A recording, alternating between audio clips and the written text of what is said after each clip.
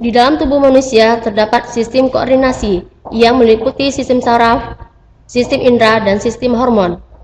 Sistem saraf.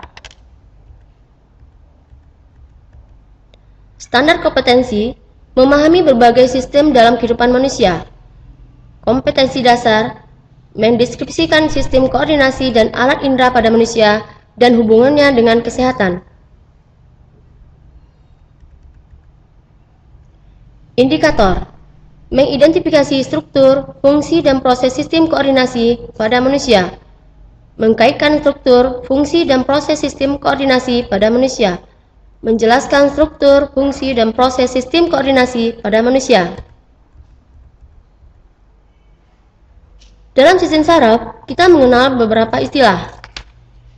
Reseptor, yaitu penerima rangsangan. Bagian yang berperan sebagai reseptor adalah alat indera. Input sensoris, yaitu penghantaran atau konduksi sinyal stimulus dari reseptor sensoris, misalnya sel-sel pendeteksi cahaya di mata ke pusat integrasi. Integrasi adalah proses penterjemahan informasi yang berasal dari stimulus reseptor sensoris oleh lingkungan, kemudian dihubungkan dengan respon tubuh yang sesuai. Output motoris, penghantaran sinyal dari pusat integrasi ke sel-sel efektor, sel-sel otot dan kelenjar yang mengaktualisasikan respon tubuh terhadap stimulus tersebut. Efektor berupa otot atau kelenjar.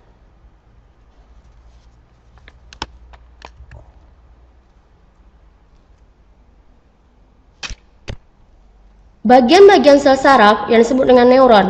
1.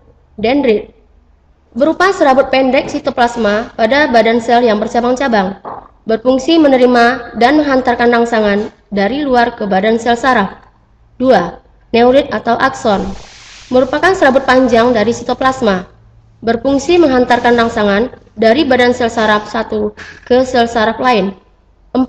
Inti sel atau nukleus. 5. Badan sel.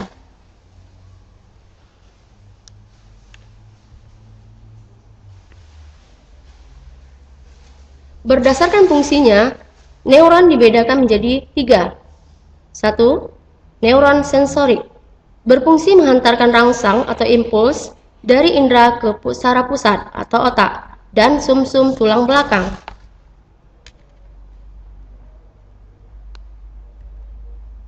2.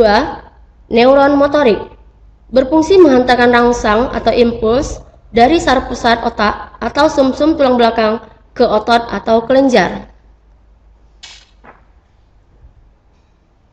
3. Neuron penghubung atau konektor, berfungsi meneruskan rangsangan dari saraf sensori ke saraf motorik.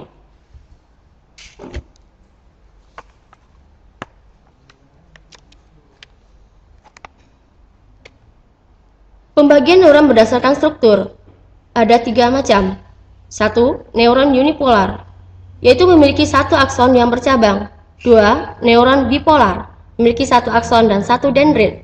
3. Neuron multipolar, memiliki 1 akson dan sejumlah dendrit.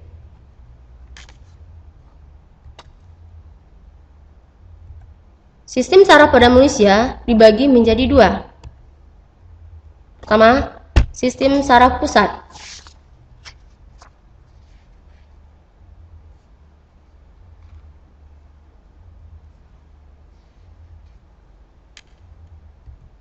Kedua, sistem saraf tepi.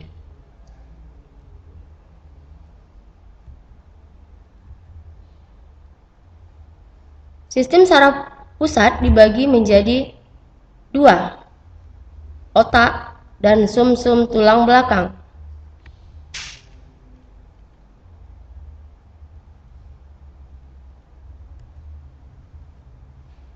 Saraf tepi terbagi menjadi 2, saraf somatis dan saraf autonom.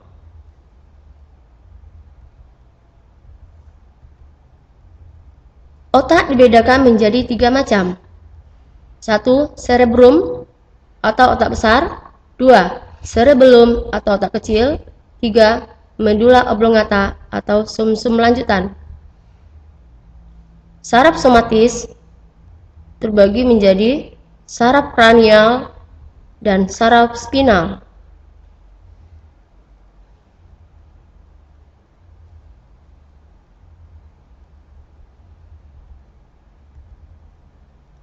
Saraf autonom terbagi menjadi dua, saraf simpatik dan saraf parasimpatik.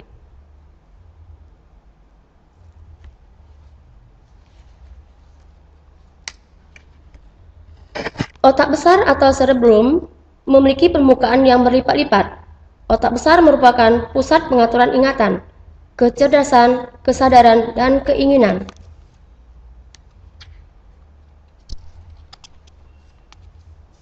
Otak kecil atau cerebellum berfungsi mengkoordinasikan gerakan otot yang disadari dan pusat keseimbangan serta posisi tubuh. Sumsum lanjutan atau medula oblongata juga disebut batang otak, merupakan penghubung sumsum tulang belakang dengan otak yang berfungsi menghantarkan impuls yang datang dari sumsum tulang belakang ke otak. Sumsum tulang belakang atau medula spinalis merupakan lanjutan dari medula oblongata. Sumsum tulang belakang terdapat dalam rongga tulang belakang yang terletak memanjang, mulai dari ruas-ruas tulang leher sampai ruas tulang pinggang yang kedua.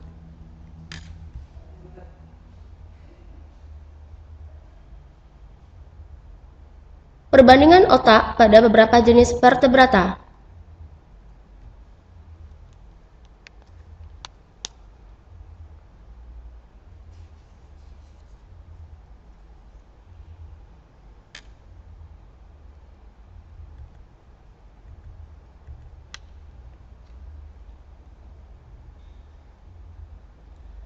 Kerja sistem saraf simpatik dan sistem saraf parasimpatik selalu berlawanan, sehingga keduanya dikatakan bersifat antagonis.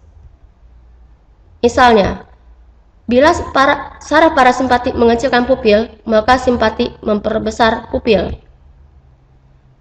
Bila parasimpatik menstimulasi aliran ludah, simpatik menghambat aliran ludah.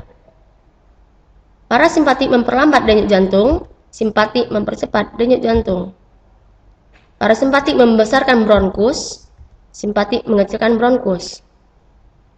Parasimpatik menstimulasi sekresi kelenjar pencernaan, menghambat sekresi pencernaan pada simpatik. Parasimpatik mengerutkan kantung kemih, simpatik menghambat kontraksi kandung kemih.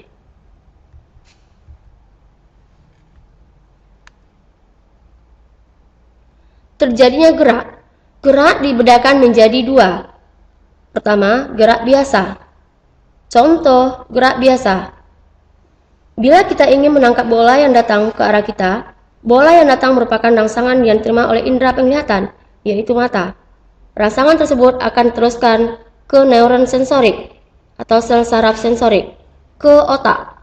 Di dalam otak, rangsangan itu diolah, dan hasil pengolahan tersebut berupa pesan atau tanggapan.